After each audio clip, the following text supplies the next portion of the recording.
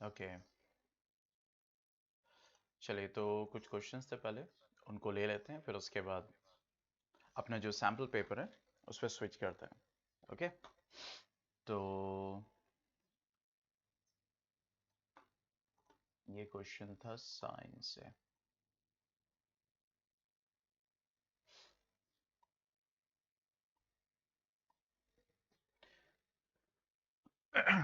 Okay, now अब यहाँ पे देखो, अगर हम इस क्वेश्चन पे गौर करें तो ये कह रहा है, जैसे मैंने आपको बताया था, जब भी कोई भी गुड मॉर्निंग, जब भी किसी भी रिफ्रैक्टिव इंडेक्स की बात होती है, ठीक है, तो रिफ्रैक्टिव इंडेक्स, जैसे मैंने लिखा कि रिफ्रैक्टिव इंडेक्स ऑफ ग्लास, तो क्या होता है, that is speed of light in air और vacuum upon speed of light in medium. ये फॉर्मूला होता है, यानी किसी भी मीडियम का रिफ्रैक्टिव इंडेक्स हमें निकालना हो, जैसे मैं यहाँ पे एन मीडियम लिख दूं, दैट इज एन मीडियम, तो हम इसको ऐसे कह सकते हैं कि refractive index of medium is what, c by v, v is what the speed of light in the medium। ठीक है, तो अगर मुझे लिखना हो रिफ्रैक्टिव इंडेक्स ऑफ ग्लास, तो ये हो जाएगा c by v glass. Refractive index of water, तो ये हो जाएगा c by v in water। Is that clear?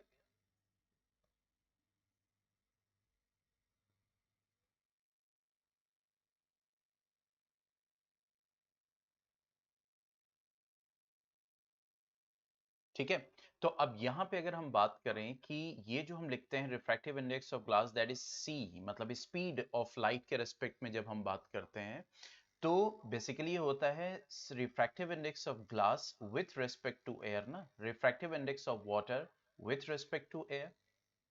ठीक है, तो अब यहां पे ये क्या बोल रहा है, refractive indices of glass and water with respect to air, मतलब कि refractive index of glass with respect to air is, that is 3/2, ये है, and refractive index of water with respect to air is equal to 4/3, ये बोल रहा है। ठीक है, अब आगे क्या बोल रहा है, if the speed of light in glass is this, find the speed of light in water। अब देखो, ये जो ग्लास और वाटर है, ग्लास और वाटर, ये दोनों मीडिया हैं जो यहाँ पे यूज हो रहे हैं। तो मैंने आप लोग को बताया था, अगर आप लोग को याद हो, कि अगर दो रिफ्रैक्टिव इंडाइसेस को देखा जाता है, जैसे मिसाल के तौर पर कि यहाँ पे हमने लिखा कि n glass is c by v glass, मतलब n glass is c by v glass. ठीक है, n water is c by v water. ठीक है, लेकिन ये जो था, ये रेस्पेक्ट टू एयर था, ये था रेस्पेक्ट टू एयर। लेकिन अगर हमें ग्लास और वाटर दोनों रिफ्रैक्टिव इंडाइसेस को कंबाइन करना हो, मींस रिफ्रैक्टिव इंडाइसेस या refractive index of glass with respect to water, point को समझिएगा, या फिर refractive index of water with respect to glass, इसमें और इसमें डिफरेंस दिख रहा है कि नहीं दिख रहा है? जब भी हम किसी एक सिंगल रिफ्रैक्टिव इंडेक्स की बात करते हैं, ठीक है, तो सिंगल रिफ्रैक्टिव इंडेक्स हमेशा रेस्पेक्ट टू एयर लिखा जाता है। ठीक है, सिंगल रिफ्रैक्टिव इंडेक्स, जैसे रिफ्रैक्टिव इंडेक्स ऑफ ग्लास, इसका मतलब वो, जैसे मिसाल के तौर पर जब हम कोफिशिएंट एक्स स्क्वायर लिखते हैं, तो बाय डिफॉल्ट यहां पे 1 होगा ही होगा।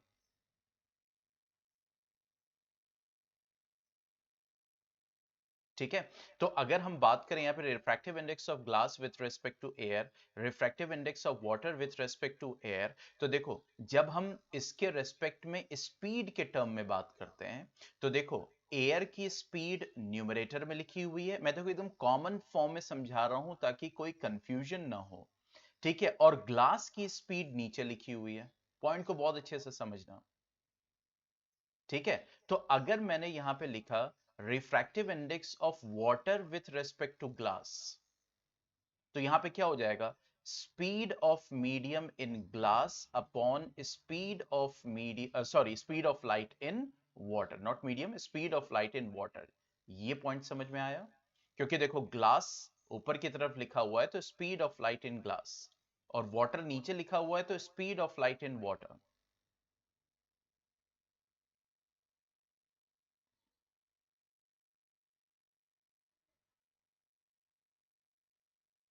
ठीक है, अब आगे बढ़ते हैं।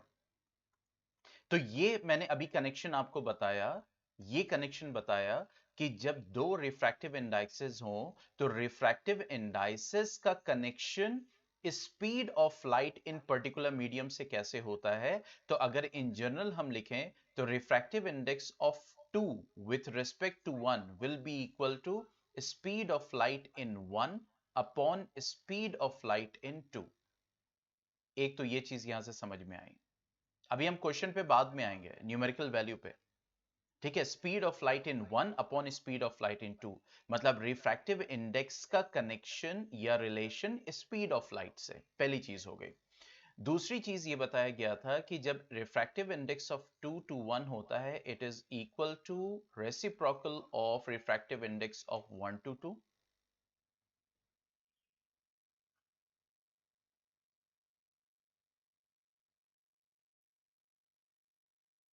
ये बताया गया था। ठीक है, चलो अब यहां पे क्या क्या दिया हुआ है, अब इसको समझते हैं।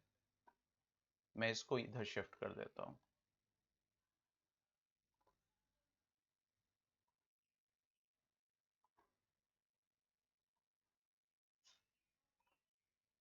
अब देखो दिया क्या हुआ है, refractive index of glass and water with respect to A, mean refractive index of glass is 3/2, refractive index of water is 4/3, speed of light in glass is 2 into 10 to the power 8 metre पर second.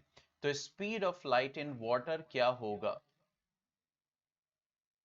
ठीक है, तो हम ये लिख सकते हैं refractive index of glass with respect to water is equal to speed of light in water upon speed of light in glass. That means speed of light in water will be equal to, तो ये जो portion है अब ये इधर चला जाएगा, that means speed of light in glass into refractive index of glass with respect to water. Clear? अभी एक रिलेशन हमने यहां पे समझा था, अब सेकंड रिलेशन पे आते हैं। Means refractive index of 2 to 1 will be equal to refractive index of 2 by 1। Second relation ये होता है जब हम रिफ्रैक्टिव इंडेक्स को रिफ्रैक्टिव इंडेक्स के टर्म में हम ये रिलेशन में देखते हैं। स्पीड के टर्म में देखोगे तो 1 अगर ऊपर है तो स्पीड ऑफ लाइट इन 1 हो जाएगा, और 2 अगर नीचे है तो स्पीड ऑफ लाइट इन 2 हो जाएगा। लेकिन रिफ्रैक्टिव इंडेक्स को जब हम ब्रेकअप करते हैं दो, यानी कि दो मीडिया के रिफ्रैक्टिव इंडेक्स को, तो देखो यहां पे 2 नीचे है तो ये ऊपर लिखा जाएगा, और 1 ऊपर है तो ये नीचे लिखा जाएगा। मतलब अगर मैंने यहां पे लिखा हुआ है तो हम इसको ऐसे लिख सकते हैं, refractive index of glass to water is equal to refractive index of glass upon refractive index of water। यहां तक पॉइंट समझ में आया?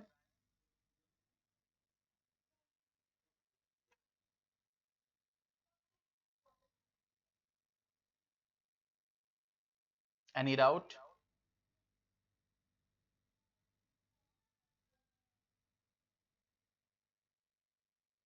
Yes everyone?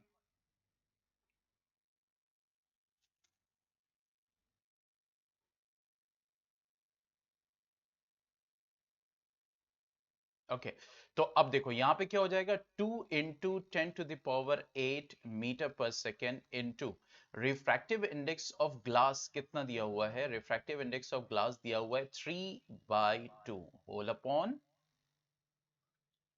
Wait a second. ठीक है,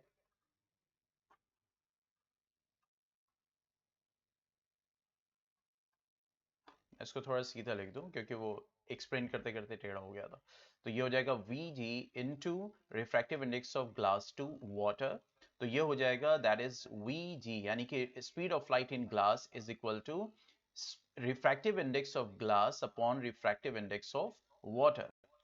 now speed of light in glass क्या हो जाएगा, 2 into refractive index of glass क्या हो जाएगा, that will be 3/2 whole upon refractive index of water is what, 4/3. Now with a simple mathematical calculation what we get, अब 3 3 से multiply होगा, 2 4 से मल्टीप्लाई होगा, तो 2 into 10 to the power 8 into 3 into 3 9 whole upon 2 4 8, ये हो जाएगा। Now 2 4 8 cancel. अब बताओ 9/4 कितना आएगा, जल्दी बताओ। 9/4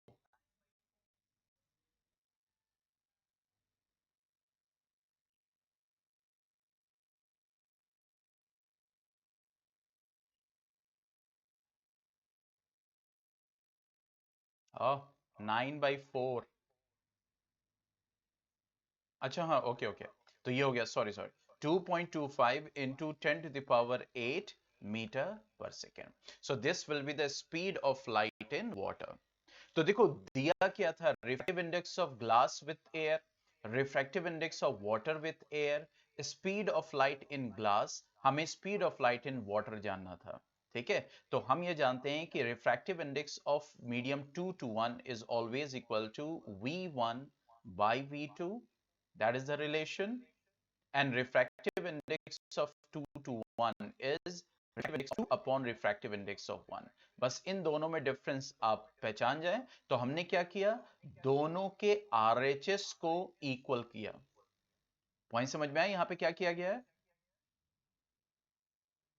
व्हाट वी हैव डन, हमने दोनों के RHS को, क्योंकि एक मीडियम की स्पीड दी हुई थी, दूसरी स्पीड नहीं दी हुई थी, रिफ्रैक्टिव इंडेक्स दोनों का दिया गया था।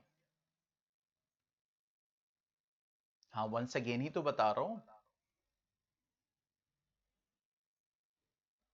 यहां पे दिया गया refractive index of glass, refractive index of water, speed of light in glass. Yashwant आपकी जो ये प्रॉब्लम है, इसीलिए मैं बीच में, आप पूरा समझ लेते हैं उसके बाद फिर अचानक से फिर बोलते हैं कि सर पूरा क्वेश्चन नहीं समझ में आ रहा है। मैंने शुरू में ही बोला कोई डाउट है, कोई सारी चीजें, फिर आप कह रहे पूरा क्वेश्चन नहीं समझ में आ रहा है।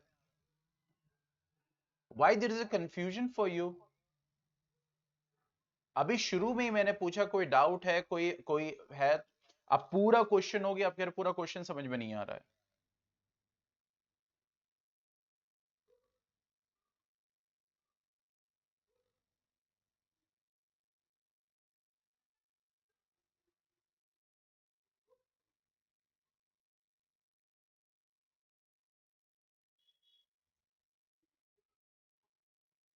मैं स्टेप बाय स्टेप इसीलिए आगे बढ़ता हूं कि अब एक क्वेश्चन पूरा हो गया, अब कह रहा पूरा क्वेश्चन समझ में नहीं आ रहा है।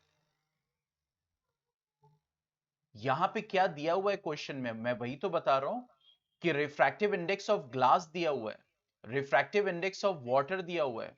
मान लो ये मीडियम 1 है, ये मीडियम 2 है, एक ये चीज क्लियर हो गई। फिर उसके बाद speed of light in glass दिया हुआ है, speed of light in water दिया हुआ है। तो मैंने सबसे पहले आपको बताया रिफ्रैक्टिव इंडाइसिस का कनेक्शन स्पीड ऑफ लाइट से, फिर मैंने बताया रिफ्रैक्टिव इंडाइसिस का कनेक्शन रिफ्रैक्टिव इंडाइसिस से, कि अगर इस फॉर्म में लिखा हो कि रिफ्रैक्टिव इंडेक्स ऑफ 2 to 1, तो how then velocity is written, refractive index of 2 to, अब 2 to 1 आप किसको, इसको 1 बना दो, इसको 2 बना दो, किसी को भी बना सकते हैं। अब यहां पे रिफ्रैक्टिव इंडेक्स ऑफ 2 to 1 है, अगर मैंने लिखा यहां पे रिफ्रैक्टिव मीडियम 2 को मैंने मान लो वाटर बना दिया, तो refractive index of water with respect to glass क्या हो जाएगा, velocity of light in glass upon velocity of light in water. लिखना कैसे है ये इस पे ध्यान देना है कि ग्लास अगर ऊपर लिखा हुआ है मीडियम, तो वेलोसिटी उसकी ऊपर लिखी जाएगी। ये कहां से पता चला, क्योंकि हम जब लिखते हैं refractive index of glass with respect to air, तो हम लिखते हैं सी बाय, मैं एकदम सिंपल फॉर्म में बता रहा हूं, एकदम लेमैन लैंग्वेज में, ताकि क्लियर रहे, कोई कंफ्यूजन ना रहे। तो हम लिखते हैं c upon velocity of light in glass.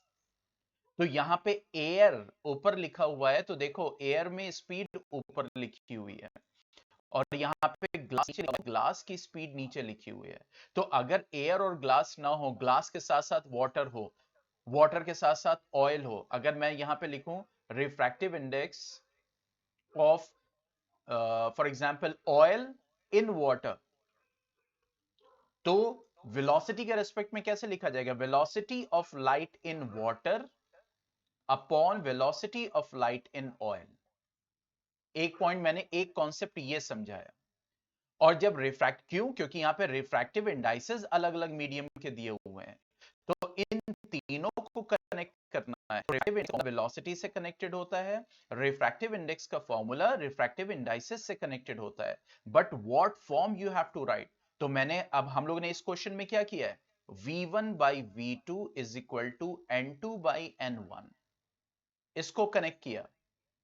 v1 मान लो, हमने v1 माना था ग्लास को, तो दिया हुआ था, v2 नहीं दिया हुआ था, n2 दिया हुआ था, n1 दिया हुआ था, हमने v2 निकाल लिया।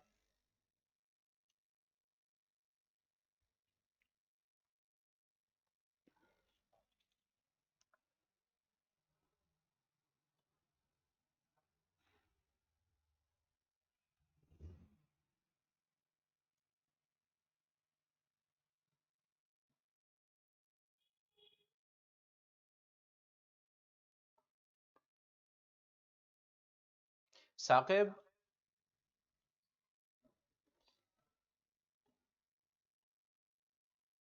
ये क्वेश्चन जो है, जो सीबीएसई ने सैंपल पेपर रिलीज किया है, उसी का ये क्वेश्चन है। ये हमने वीडियोस में डिस्कस किया हुआ है, ये वाला क्वेश्चन नंबर 23 जो आपने पूछा है।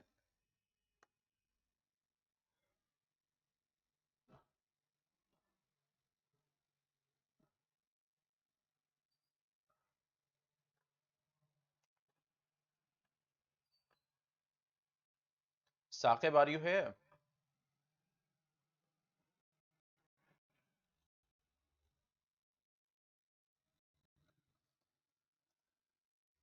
हम लोगों ने पूरा सैंपल पेपर की वीडियोस और पूरी प्लेलिस्ट बनाई हुई है।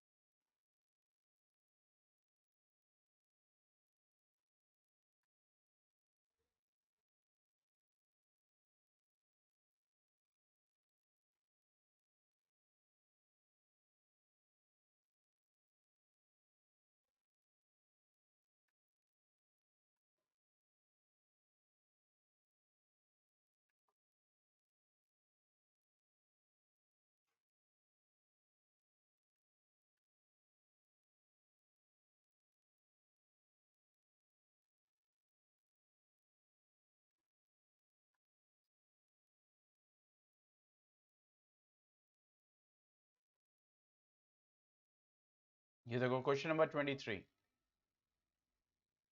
Give a test that can be used, या ये है, और ये ओसवाल के सैंपल पेपर का, तो ये सीबीएसई का ही क्वेश्चन है जो हमने डिस्कस ऑलरेडी किया हुआ है।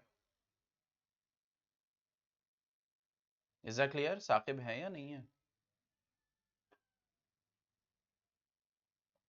नहीं है। चलो अब हम स्टार्ट करते हैं फिर।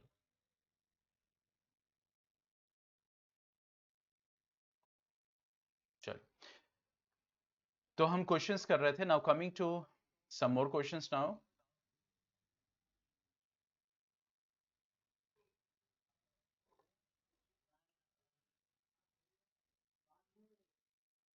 अच्छा, मैं दूसरी चीज ये कह रहा हूं कि जो सैंपल पेपर्स आप सॉल्व कर रहे हैं, याद करिए, मतलब ये कोशिश कीजिए एग्जैक्टली जो सीबीएसई का करंट सेशन का पैटर्न है, उसी पे बेस्ड जो सैंपल पेपर है उन्हीं को सॉल्व कीजिए। मुझे कुछ सैंपल पेपर्स के क्वेश्चन नजर आ रहे हैं जो कि बहुत ही ज्यादा एडवांस क्वेश्चन है, और वो इस सेशन में डिलीटेड पोर्शन है। ठीक है, तो इन सारी चीजों का ख्याल रखते हुए, इसीलिए जो सैंपल पेपर्स मैंने आपको भेजे थे उसको, अच्छा ये बताओ कितने लोगों ने सॉल्व किया जो एक और सैंपल पेपर मैंने आप लोगों को सेंड किया था, जो सीबीएसई की तरफ से ही रिलीज किया गया है?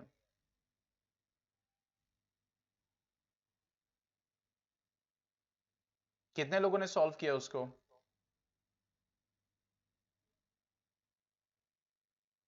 और कौन? अगर नहीं सॉल्व किया तो नो लिखो ताकि मुझे पता तो चले।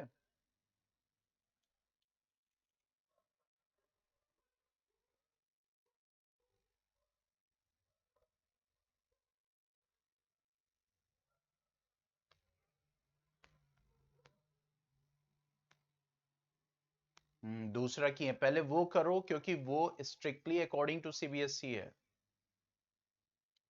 ये जो आप लोग प्राइवेट, ये जनरली जो पब्लिकेशंस के कर रहे हैं, इसमें केस स्टडी टाइप के कितने क्वेश्चंस हैं? एमसीक्यूज मिल रहे हैं? केस स्टडी टाइप के मिल रहे हैं? सेशन रीजन नहीं मिल रहे हैं? ओहो।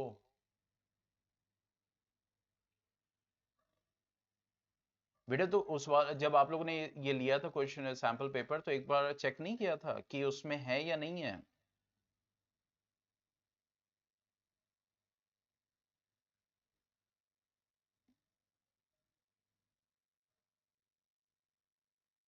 हाँ, जिसमें केस स्टडी टाइप के हो। और वालेकुम साकिब, आपका जो क्वेश्चन था अभी से पहले हमने डिस्कस किया, वो वीडियो में देख लीजिएगा, क्वेश्चन ही डिस्कस किया है।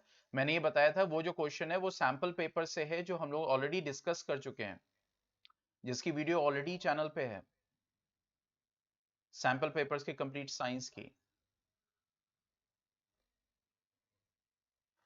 तो मैं यही कह रहा था कि जो भी सैंपल पेपर सॉल्व करें जो स्ट्रिक्टली बोर्ड की गाइडलाइंस हैं उसके अकॉर्डिंग, प्लस जो सिलेबस इस सेशन में है उसके अकॉर्डिंग। मान लीजिए कोई linear equation, pair of linear equations का क्वेश्चन है जो रिड्यूसिबल आ रहा है, ठीक है, तो रिड्यूसिबल वाला तो आना ही नहीं है, जहां पे न्यूमरेटर यानी कि इस फॉर्म में, जैसे मान लो 2/x plus 2/y is equal to 3/19, इस टाइप से इक्वेशन बन रही है। तो अब यहां पे 1/x को आपको m सपोज करना पड़ेगा, 1/y को n सपोज कर, तो ये रिड्यूसिबल टू लीनियर इक्वेशन है। बेसिकली ये लीनियर इक्वेशन नहीं है, क्योंकि यहां पे x के ऊपर पावर क्या होगा, देखो, अगर आप देखोगे तो 2x टू द पावर -1 हो जाएगा ना।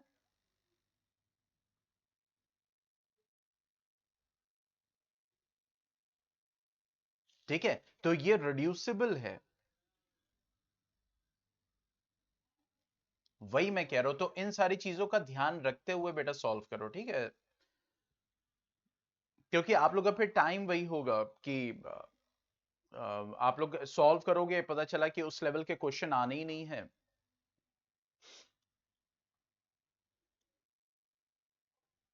अच्छा ये बताओ, एनसीईआरटी पूरी कंप्लीट 70% सिलेबस के अकॉर्डिंग एक एक क्वेश्चन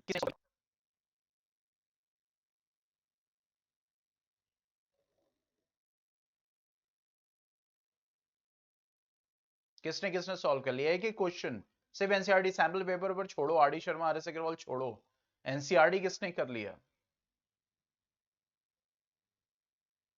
हाँ, तो वही मैं कह रहा हूं कि एनसीईआरटी, और मैंने आप लोग को वीडियोस भी भेजा, सारी चीजें हैं बेटा, एनसीईआरटी को पहले करके उसके अकॉर्डिंग सॉल्व करो। एक एक कोई भी क्वेश्चन मत छोड़ो जो भी 70% सिलेबस के अकॉर्डिंग है।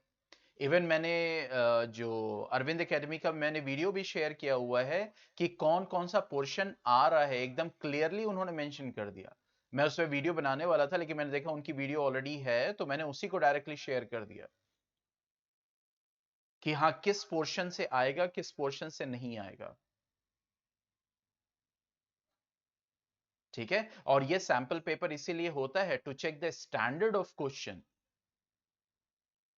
इसीलिए मैंने स्टैंडर्ड, वही मैं कह रहा हूं, असर्शन रीजन में प्रॉब्लम बेटा तभी आती है जब हम वो जो रूल्स होते हैं ना, चार,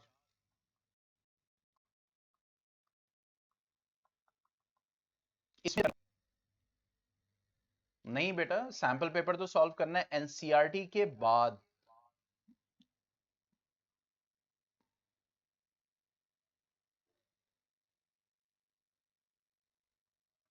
चलो आगे बढ़ते हैं। तो वही असर्शन रीजन में प्रॉब्लम तभी आती है जब ये चार रूल्स जो होते हैं हम अगर सही से नहीं पढ़ते हैं।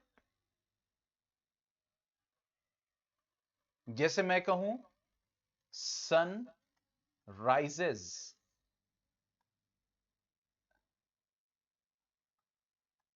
from the east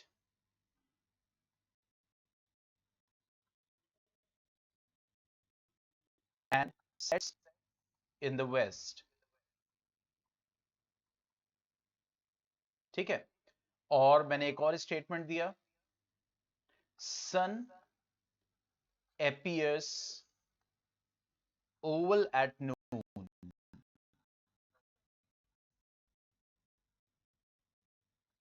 तो अगर इन दो स्टेटमेंट को देखा जाए, तो अगर मैं पढ़ूं पहला statement, sun rises from the east and sets in the west, ये स्टेटमेंट भी ट्रू है। Sun appears oval at noon, ये स्टेटमेंट भी ट्रू है। समझ रहे हो कैसे सॉल्व किया जा रहा है, स्टेप समझ रहे हो? अब उसके बाद क्या ये स्टेटमेंट बी इस ए का रीजन है? तो both statements are true but B is not the reason of A. Point समझ में आया? हाँ, अभी मैं एक और एग्जांपल दे रहा हूं, जैसे आ,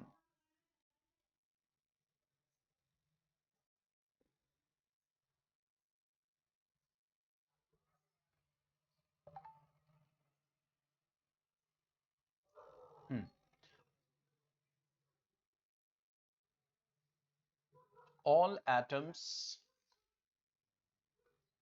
combine chemically to become stable. Noble gases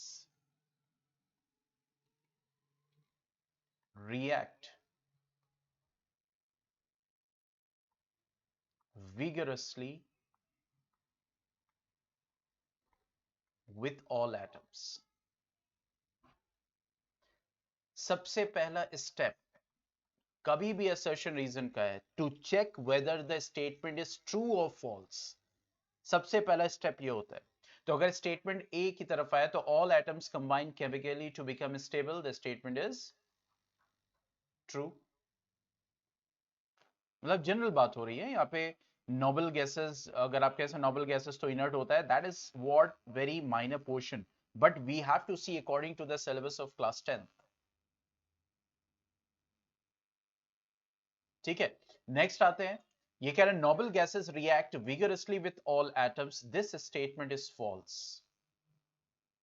सबसे पहला स्टेप ये हो गया। अब हमें ये देखना है क्या ये फॉल्स स्टेटमेंट इसका रीजन है? नो। तो अब ऑप्शन देख लो कौन सा है, कि the statement A is true and statement B is false. Is that clear? जैसे यहां पे अगर हम देखें असर्शन रीजन का कोई क्वेश्चन, यहां पे नीचे थोड़ा जाना पड़ेगा।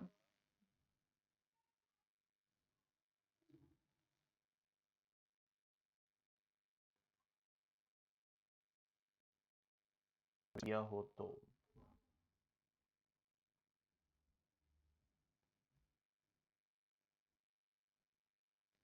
नहीं, इसमें केस स्टडी में असर्शन रीजन नहीं दिया, हालांकि केस स्टडी में असर्शन रीजन कंबाइन करके दे सकता है, इस वाले में नहीं दिया हुआ बेटा। हाँ, इसमें नहीं है। तो असर्शन रीजन इस तरह से देखा जाता है, तब आपको वो चार ऑप्शंस दिखते हैं। सबसे पहला क्या देखा जाता है कि दोनों स्टेटमेंट्स में कौन सा ट्रू है कौन सा फॉल्स है। फिर उसके बाद जाहिर सी बात है, अगर फॉल्स स्टेटमेंट है तो how it could be the reason for statement A. ठीक है, कंफ्यूजन तब आता है जब दोनों ट्रू हो, मींस स्टेटमेंट ए भी ट्रू है, स्टेटमेंट बी भी ट्रू है, और स्टेटमेंट बी स्टेटमेंट ए का रीजन है। स्टेटमेंट बी भी ट्रू है, क्लियर, लेकिन स्टेटमेंट बी स्टेटमेंट ए का रीजन नहीं है। इंडिविजुअल स्टेटमेंट्स ट्रू है, जैसे मैंने अभी पिछला एग्जांपल बताया था। इसके साथ नेक्स्ट आता है statement A true, statement B false. फिर आता है स्टेटमेंट ए न स्टेटमेंट बी, कोई सा भी करेक्ट नहीं।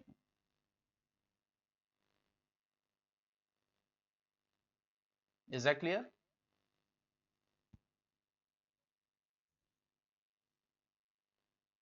लेकिन मैंने बार बार कहा, जब भी असर्शन रीजन सॉल्व कीजिए तो एक बार चारों ऑप्शन जरूर पढ़िए। मतलब जो भी क्वेश्चन का इंस्ट्रक्शन है, हमने जितना प्रैक्टिस किया हुआ उसको एक बार जरूर देखें।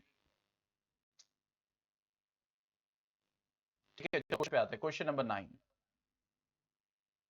देखो इसमें क्या बोल रहा है। If two tangents are inclined at 60 degree are drawn to a circle of radius 3 centimeter, then find the length of each tangent। Means ये कह रहा है कि एक सर्कल है जिसका रेडियस 3 सेंटीमीटर है और एक एक्सटर्नल पॉइंट से दो टैंजेंट्स ड्रॉ किए गए हैं। ठीक है, तो ये है एक्सटर्नल पॉइंट, फॉर एग्जांपल ए, यहां पे टैंजेंट ए बी है, ए सी है, दिस इज सेंटर ओ, और ये जो दो टैंजेंट्स हैं वो 60 डिग्री पे इंक्लाइंड है। Okay, so find the length of each tangent. इसकी लेंथ निकालो, मींस ए बी निकालो या ए से निकालो, बोथ विल बी इक्वल। और हम ये जानते हैं कि सेंटर से जब हम इस पॉइंट ऑफ मतलब ये जो पॉइंट ऑफ कांटेक्ट को जब हम टच करेंगे तो दिस विल बी रेडियस। ये हमारा क्या हो जाएगा, 3 सेंटीमीटर। रेडियस कितना है, 3 सेंटीमीटर है।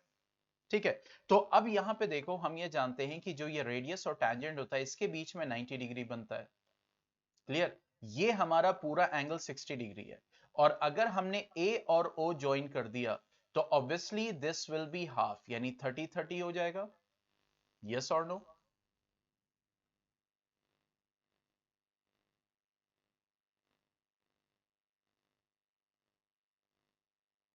ठीक है, अब यहां पे हम कंफ्यूज होते हैं, हालांकि सिंपल चीज है लेकिन कंफ्यूज होते हैं कि पाइथागोरस थ्योरम लगाएं या ट्रिग्नोमेट्री लगाएं। अब देखो यहां पे अगर दो साइड्स दी होती, जैसे मान लो कि ए और डिस्टेंस दिया होता, तो हम पाइथागोरस थ्योरम से ए बी निकाल लेते हैं। लेकिन यहां पे कहीं भी आपको दो साइड नहीं गिवन है, सिर्फ एक साइड गिवन है। You can see, we can check in the question also. ठीक है, सिर्फ एक एंगल दिया हुआ है और हमें एक साइड दी हुई है, और पॉइंट ऑफ कांटेक्ट पे 90 डिग्री बनता है, वो तो बाय डिफॉल्ट है। ये तो जिससे ये पता चला है कि राइट एंगल ट्राइंगल है, तो इसका मतलब है कि पाइथागोरस थ्योरम तो यहां पे नहीं लग सकता है। यहां पे हम क्या लगाएंगे, ट्रिगोनोमेट्री। अब समझ में आया? देखो ट्रिग्नोमेट्री को आपके सर्कल चैप्टर से कनेक्ट करके क्वेश्चन बनाया है। यहां से क्या समझ में आ रहा है?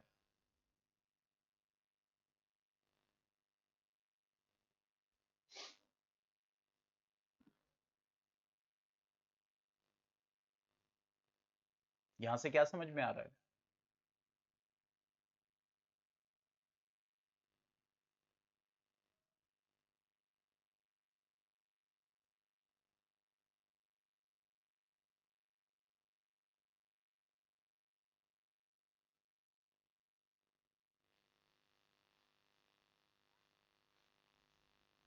यहां से ये समझ में आ रहा है कि डिफरेंट डिफरेंट चैप्टर्स हो, तो एक चैप्टर को कनेक्ट करके दूसरे चैप्टर से, दूसरे चैप्टर कनेक्ट करके पहले चैप्टर से क्वेश्चन कंबाइन करके आ सकता है।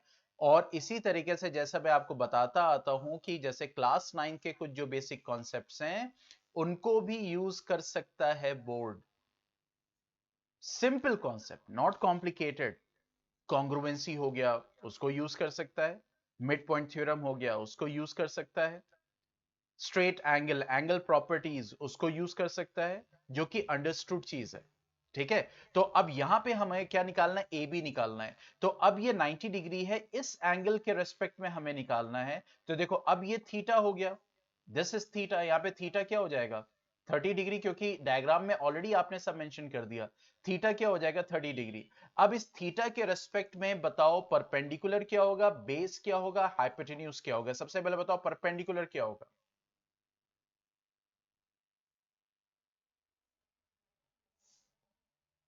यस, परपेंडिकुलर हमारा ये हो जाएगा, that is BO. This is perpendicular, what will be base, AB. Yes, this will be base, and this AO will be hypotenuse. अब हमें परपेंडिकुलर और बेस का रिलेशन चाहिए, क्योंकि 3 सेंटीमीटर यानी परपेंडिकुलर है और बेस हमें निकालना है, ए बी निकालना है। ठीक है, तो परपेंडिकुलर अपॉन बेस का रेशियो क्या होता है? That is what tan. ठीक है, तो tan theta will be equal to perpendicular, that is B O upon B A. ठीक है, तो टैन थीटा क्या हो जाएगा? Tan 30 is equal to B O. tan 30 that is 1 by root 3 is equal to 3 by AB. तो AB क्या हो गया? That is 3 root 3 centimeter. Is that clear?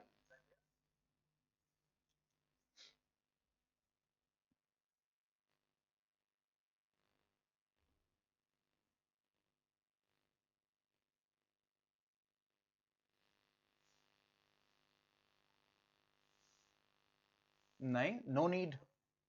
ठीक है, तो अब यहां पे एक चीज क्लियर हुई, इस सिंपल से क्वेश्चन से सीबीएसई ने हमें हिंट कर दिया कि कैसे हम चैप्टर्स को कंबाइन करके क्वेश्चन बना सकते हैं, पहली चीज। दूसरी चीज, व्हाई, किस केस में हम पाइथागोरस थ्योरम यूज कर सकते हैं और कहां पे हमें ट्रिग्नोमेट्री यूज करने की जरूरत पड़ेगी। ट्रिग्नोमेट्री यूज करने की जरूरत वहां जरूर पड़ेगी जहां पे एंगल दिया हो और सिर्फ एक साइड दिया हो और आपको दूसरा साइड निकालना हो। पॉइंट समझ में आया? एक साइड दिया हो, दूसरा साइड दिया हो, एंगल निकालना हो। पॉइंट समझ में आ रहा है? कॉन्सेप्ट समझ में आ रहा है?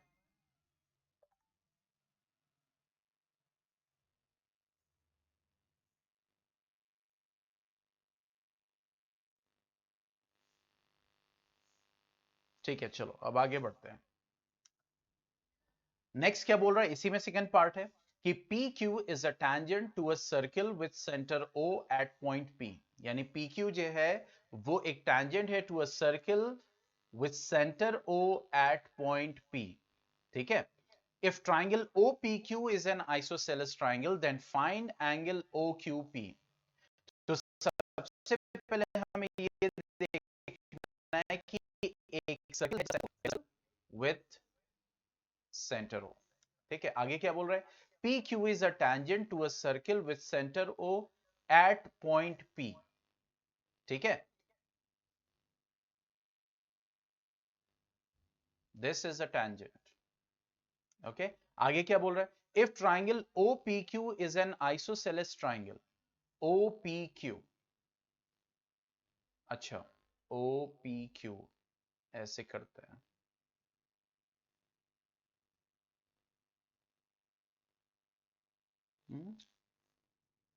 Wait a second,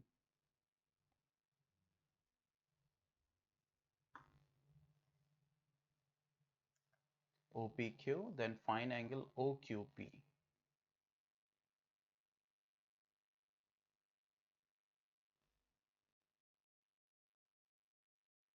isosceles triangle है OP and Q।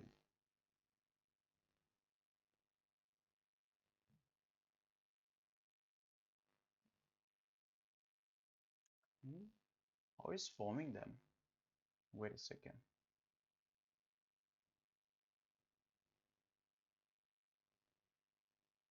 Yes,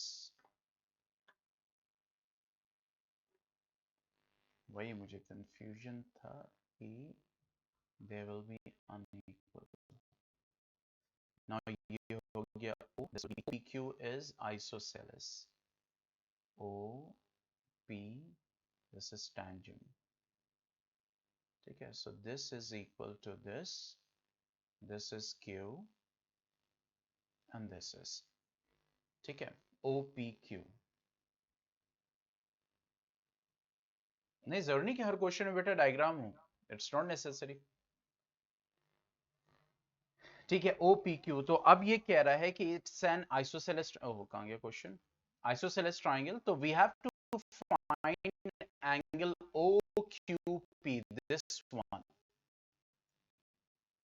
देखो अब ये 90 डिग्री हो जाएगा, अगर ये आइसोसेलेस है, मान लो ये भी x है तो ये भी x हो जाएगा, तो x plus 90 degree is equal to 180 degree.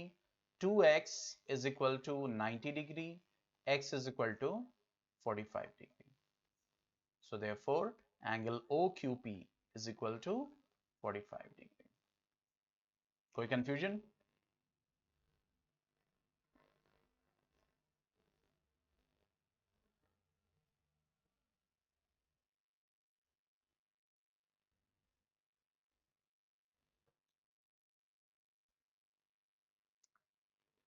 चलिए, now coming to the next.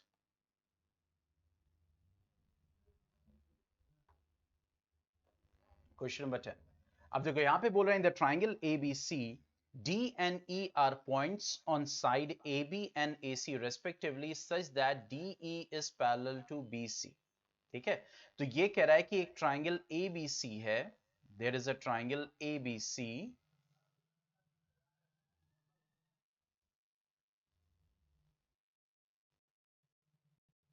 and D and E are points on side AB and D is parallel to BC. ठीक है, if AE is equal to 2 centimeter, if AE is equal to 2 centimeter, AD is equal to 3 centimeter, BD is equal to 4.5 centimeter, 4.5 centimeter. ये कह रहा find CE.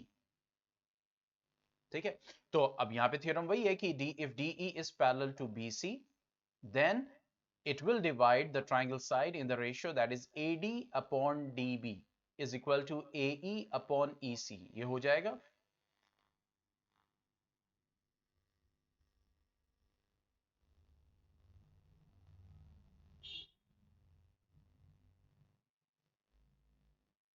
ठीक है, तो यहां पे आप निकाल लोगे. Simple, it's a very simple question,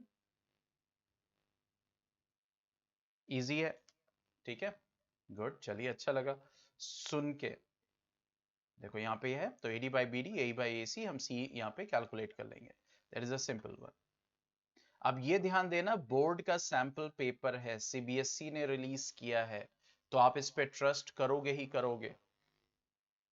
ऐसा नहीं है कि किसी ने अपने से सैंपल पेपर अपने दिमाग से उपज किया है और निकाल दिया. तो इससे आप स्टैंडर्ड का अंदाजा लगाओ. ये स्टैंडर्ड मैथमेटिक्स का पेपर है. इसका मतलब ये नहीं है कि किताब अलग किनारे रख के अरे इतना तो एक दिन में रिवाइज हो जाएगा, चलो खर्राटे मारते हैं.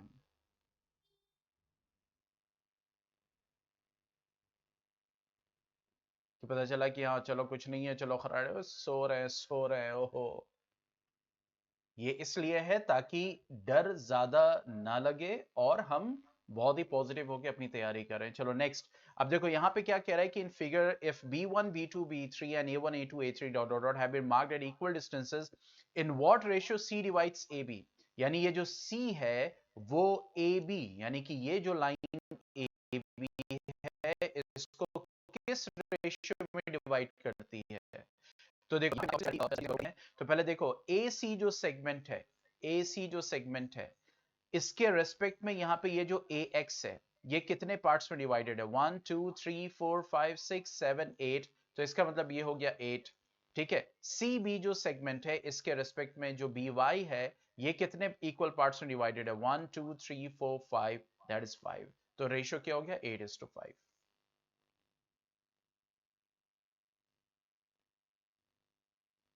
उससे हार्ड कभी नहीं होगा. CBSE का जो सैंपल पेपर है वो स्टैंडर्ड सेट हो गया, अब उससे ऊपर कुछ नहीं आना. और वैसे भी मैं बार बार कह रहा हूं इस चीज को, बेटा जो 70% सिलेबस है, ठीक है, मान लो जैसे एक चीज सम ऑफ एन टर्म्स. अब सम ऑफ एन टर्म्स है कोर्स में, लेकिन जो सिंपल क्वेश्चंस हैं वो हैं, कॉम्प्लिकेटेड क्वेश्चंस नहीं. कॉम्प्लिकेटेड क्वेश्चंस का मतलब जैसे एनसीईआरटी बुक में जो लास्ट एक्सरसाइज देखो, क्वेश्चन है, पोटैटो वाला क्वेश्चन है, लॉगवुड वाला क्वेश्चन है, जब वो अब आपके कोर्स में नहीं है तो ये स्टैंडर्ड क्वेश्चन है एनसीईआरटी का, सम ऑफ एन टर्म्स से रिलेटेड. तो जब ये वाला क्वेश्चन है, ये वाला जो पोर्शन है वो नहीं है कोर्स में, तो ऑब्वियसली कॉम्प्लिकेटेड क्वेश्चंस नहीं है.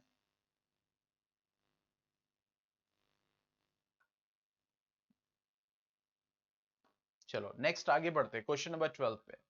क्या बोल रहा है? Sine A plus cos B is equal to 1। ये कह रहा है कि sine A plus cos B is equal to 1। A is equal to 30, यानी ए जो है वो 30 डिग्री है। Find the value of B. ठीक है, we have to find the value of B. अब यहां पे अगर हम देखें तो यहां पे ए एंगल दिया हुआ है, मतलब कि this one is sine 30 and this one is cos B is equal to 1। जब भी ट्रिग्नोमेट्री में एंगल निकालने का आता है, आपने क्या कॉन्सेप्ट सीखा है? जैसे अगर मैं लिखूं यहां पे cos theta is equal to cos 30, तो ये बताओ थीटा की वैल्यू क्या होगी यहां पे?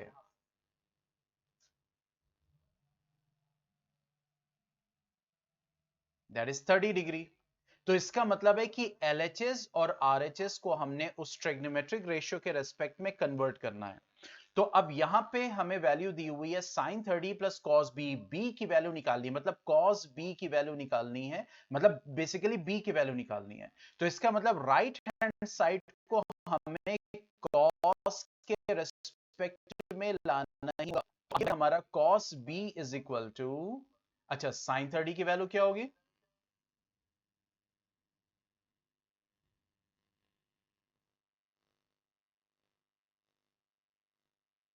सब लोग बताइए साइन 30 की वैल्यू क्या होगी?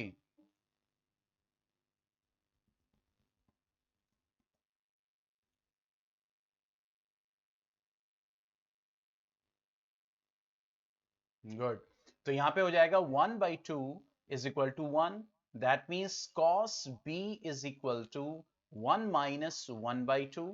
That means cos b is equal to cos trigonometric ratio में किस एंगल पे हाफ वैल्यू आती है? यस दैट इज, तो इसका मतलब हाफ की जगह हम लिख सकते हैं cos 60। तो cos b हाफ को हमने कन्वर्ट कर दिया cos 60 में। तो इसका मतलब यहां से क्या पता चला? b की वैल्यू क्या होगी? 60 डिग्री।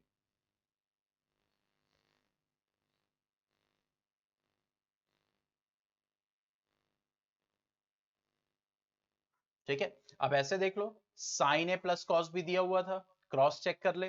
तो साइन ए यानी साइन 30 हाफ हो गया, कॉस बी, बी की वैल्यू 60 निकाल दी, कॉस 60 हाफ हो गया।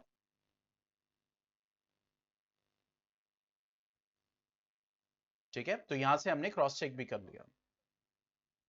Okay, now coming to the next, that is question number 13।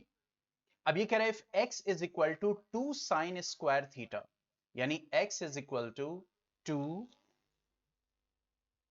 Sign square theta, y is equal to 2 cos square theta plus 1, y is equal to 2 cos square theta plus 1। ठीक है, find x plus y, x plus y को find करो। ठीक है, तो जब x plus y को find करना है तो चलो निकालते हैं। So now x plus y is equal to 2 sin square theta plus 2 cos square theta plus 1। ठीक है, अब यहां पे अगर हम देखें तो यहां पे इस दो टर्म में 2 कॉमन आ रहा है, 2 कॉमन ले लिया, ये हो गया sign square theta plus cos square theta और प्लस 1। अब sign square theta plus cos square theta 1 होता है, ये हमने लिख दिया, प्लस 1। अब यहां पे ऐसे ही नहीं भाग जाना है, अगर आपने यहां पे कन्वर्ट किया है तो आप लिखो since sine plus cos square theta is equal to 1, ये मेंशन करना पड़ेगा। ठीक है, तो ये हो जाएगा 2 plus 1 which is equal to 3।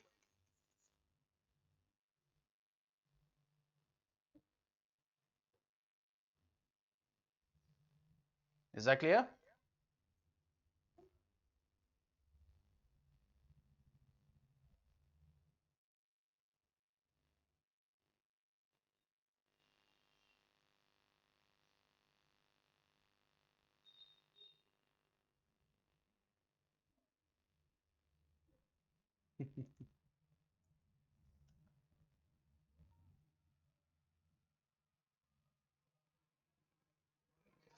Okay, now coming to question number 14. क्या बोल रहा है? In a circle of diameter 42 centimeter, if an arc subtends an angle of 60 degree at the center where pi will be the length of the arc. ठीक है, length of arc का हमें पता है, ठीक है। अब यहाँ पे क्या दिया हुआ है? सर्कल का डायमीटर कितना दिया हुआ है? सर्कल का डायमीटर दिया हुआ है 42 सेंटीमीटर, ठीक है। आगे क्या बोल रहा है? एंगल कितना दिया हुआ है? 60 डिग्री। पाई की वैल्यू हमें यूज करनी है 22/7। हमें लेंथ ऑफ आर्क चाहिए, ठीक है। अगर हम सर्कल को देखें तो ये सर्कल है, उसके बाद यहां पे कह रहा है, हाँ, कि मान लो ये आर्क है यहां से लेकर यहां तक, ए बी आर्क है और ये 60 डिग्री, ठीक है।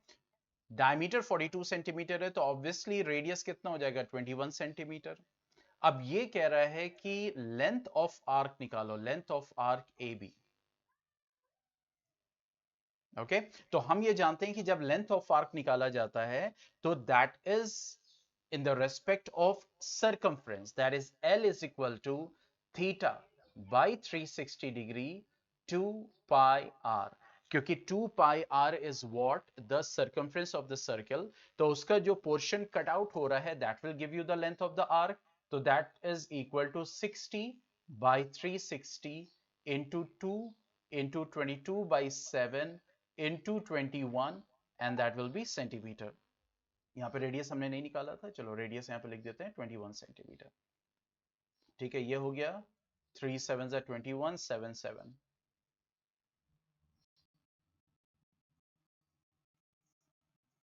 सिंपल कैलकुलेशन है।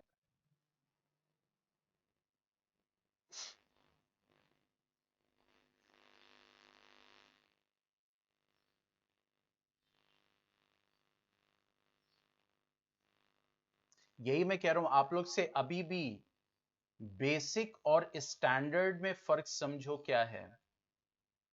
बेसिक और स्टैंडर्ड में फर्क ये है बस कि जो आपका बेसिक वाला है उसमें एनसीईआरटी के जनरली जो सिंपल क्वेश्चंस होंगे वो मेजॉरिटी में कवर होंगे, जो मैंने पेपर को देख के एनालाइज किया है,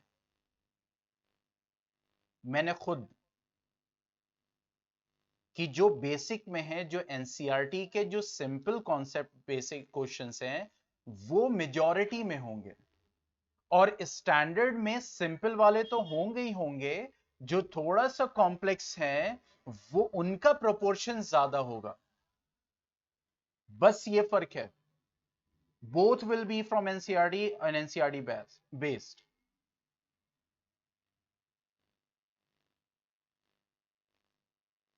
ठीक है, तो यहां से मैंने ये क्वेश्चन इसलिए पूछा था, सिंपल है। तो एक बात यहां पे ध्यान से आप लोग मेरी सुनिएगा, और आमतौर से जनरली मैं बोल रहा हूं, जनरली बोर्ड में जो वैल्यूज होती हैं वो इसी तरह से दी जाती हैं जिनका कैलकुलेशन सिंपल हो।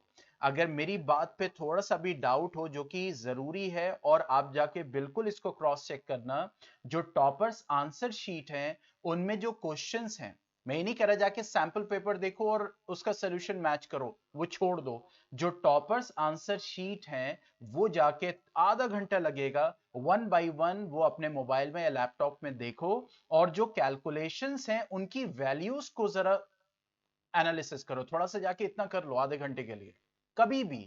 मैं नहीं कर रहा आज कल परसों, लेकिन जितना जल्दी। तो तुम वैल्यूज पे जरा ध्यान दोगे तो तुम्हें पता चलेगा कि ऐसी वैल्यूज दी जाती हैं बोर्ड की तरफ से आमतौर से जो कि इजीली कैलकुलेबल हो।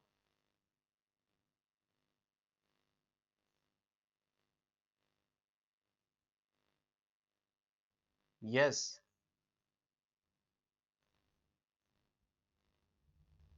ठीक है, लेकिन कैलकुलेशन मैं बार बार इसीलिए दिखाया तो पता चला कि तुम लोग इतना इतना उसको ग्रांटेड ले लो कि पता चला पढ़ाई छोड़ दो। कैलकुलेशंस की प्रैक्टिस जरूर रखो बेटा, बहुत, मतलब कि रिफ्लेक्स डेवलप। अगर हम प्रेशर में भी हो तो हमारा हाथ सही की तरफ, यानी दिमाग सही की तरफ काम करे बस।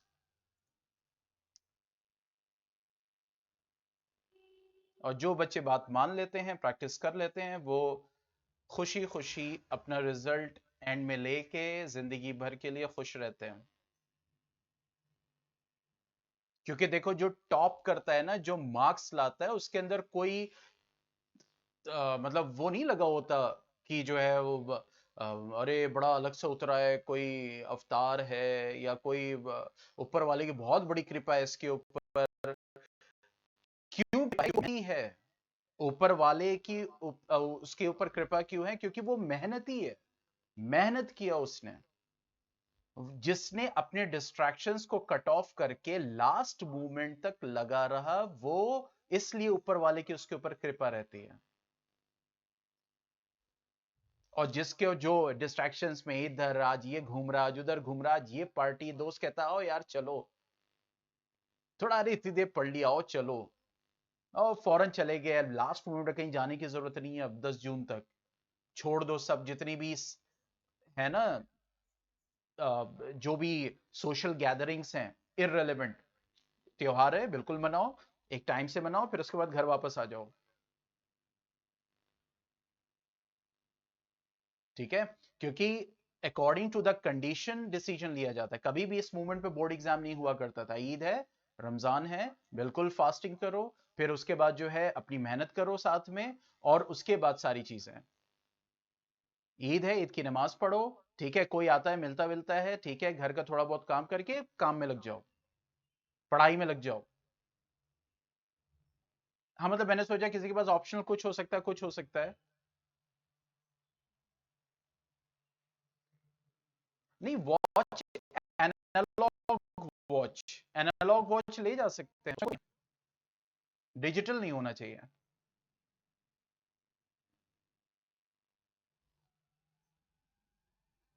और बाद में अगर वहां पे स्कूल अपनी तरफ से स्ट्रिक्ट है कि नहीं, ये भी नहीं, हमने रूम में घड़ी लगा रखी है, तो ठीक है, उतार दीजिएगा, कोई डाउट नहीं, लेकिन एनालॉग ले जा सकते हैं, डिजिटल नहीं ले जा सकते।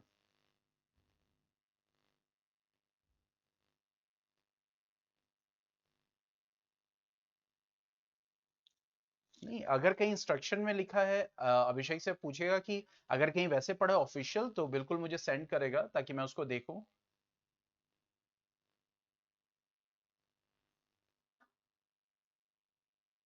अभिषेक गायब कहाँ है? चलो ठीक है, अब कल मिलते हैं मॉर्निंग में, आगे के क्वेश्चंस देखेंगे।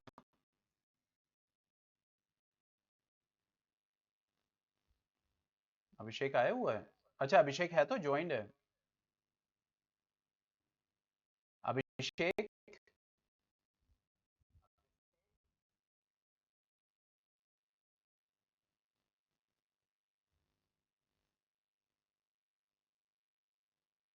1 मिनट, 1 मिनट, अभिषेक, हाँ, यस यस यस, वो एक्चुअली क्या था ना कि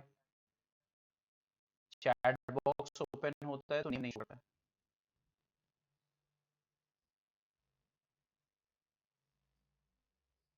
चलो ठीक है, कल मिलते हैं मॉर्निंग में। ओके।